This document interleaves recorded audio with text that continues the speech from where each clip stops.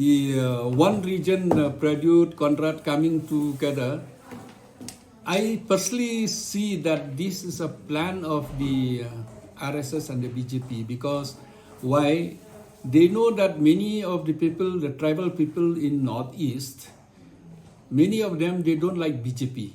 So what they do, they make another baskets, the anti-BJP, they put into another basket so that they'll not go anywhere.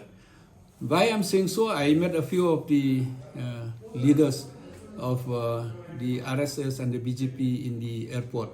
Then they've openly told this, that this is the plan of the BJP so that the anti-BJP will not go to a Congress, or so they should be somewhere, wherever they go, but after election they'll go and work with the BJP only. So I'll be happy if they have good intentions, but if you see who are there in the baskets, all are friends of the BJP only, or are ex-BJP only. So definitely is 100% a plan of the BJP. Knowingly or unknowingly, our friends will be in that, in that plan. So the people of Northeast should be very carefully see that if they, what's the difference between this basket and the BJP's basket? There's no difference. Once they are there, and even now they are with the BJP. So the people should be smarter than what, than what they planned.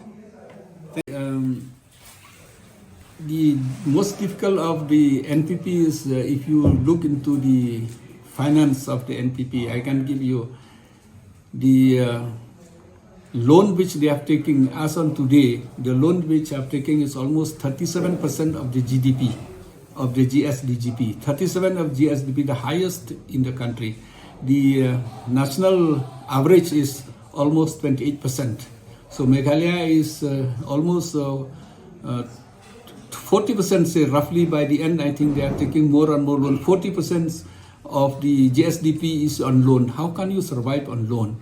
If you see the internal collections of revenue will be hardly 4,000 crores, and we totally depend on the central. The contribution which we get from taxes and others are roughly around 9,000+ crores, and our internal revenue will be 4,000 crores. The rest we have to depend on loan and at the mercy of the government. So why? Because instead of generating revenue, so the leakage of revenue is very high. The leakage of revenue from royalty, leakage of revenue from excise, leakage of revenue from everywhere is very high.